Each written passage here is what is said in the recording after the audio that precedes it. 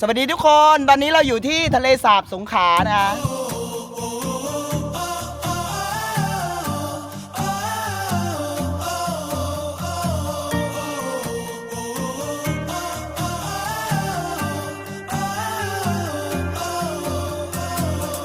ตอนนี้นะคะทุกคนเราให้อาหารปลากระพงนะคะพร้อมกับดูนกด้วยที่ทะเลสาบสงขลานะคะชาวบ้านที่นี่นะคะวิถีชีวิตเลี้ยงปลากระพงนะคะปลากระพงเป็นอาชีพเสริมนะคะ